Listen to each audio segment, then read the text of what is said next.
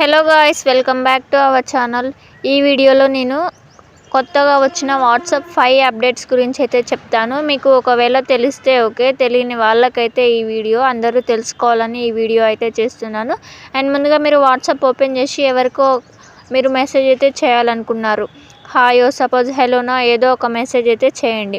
చేశాక మీరు ఏదో ఒక బిజీ వర్క్ వల్ల ఆ మెసేజ్ సెండ్ చేయకుండానే బ్యాక్ వచ్చేస్తే అక్కడ మీకు డ్రాఫ్ట్స్లో మీరు టైప్ చేసిన మెసేజ్ అయితే అక్కడ ఉంటుంది. సో ఫస్ట్ అప్డేట్ వచ్చేసి అయితే ఇది వాట్సాప్లోనే first update. So second update ఏంటంటే, మీరు ఒకవేళ స్టేటస్ పెట్టాలి అనుకుంటే మీరు గ్యాలరీ నుండి కానీ డైరెక్ట్ అక్కడ వాట్సాప్లో ప్లస్ సింబల్ దగ్గర నుండి కానీ మీరైతే పెట్టవచ్చు. అండ్ ఇప్పుడు కొత్తగా కెమెరా ఆప్షన్ కూడా వచ్చింది. మీరు డైరెక్ట్ పిక్ తీసేసి డైరెక్ట్ అయితే స్టేటస్లో అప్డేట్ అయితే చేయొచ్చు. అండ్ మీరు కెమెరా ఓపెన్ చేసి మీకు కావాలనుకున్న పిక్ తీసి స్టేటస్ అయితే పెట్టేయచ్చు. ఇది సెకండ్ అప్డేట్ వాట్సాప్లో. అండ్ థర్డ్ అప్డేట్ వచ్చేసి, మీరు ఎవరికైనా కాల్ చేయాలనుకున్నప్పుడు కొత్త నెంబర్ అయితే సేవ్ చేయాలి ఇంతకుముందు, కానీ ఇప్పుడు అలా కాదు. అండ్ అక్కడ కాల్ సింబల్ కనిపిస్తుంది కదా, దానిపై క్లిక్ చేసుకొని కాల్ ఏ న్యూ నెంబర్ అయితే క్లిక్ చేయండి. ఆ న్యూ కాంటాక్ట్ సేవ్ చేసుకోవాలనుకున్న అక్కడ నుండి చేసుకోవచ్చు.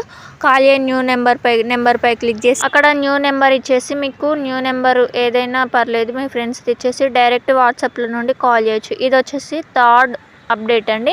అండ్ ఫోర్త్ అప్డేట్ వచ్చేసి ఏంటంటే, మీకు టైపింగ్ అని చేసేటప్పుడు ఇంతకుముందు పైన కాంటాక్ట్ దగ్గర కనపడేది, కానీ ఇప్పుడు మీకు కింద ఇన్స్టాలో లాగా అయితే కనిపిస్తుంది. ఇది ఫోర్త్ అప్డేట్.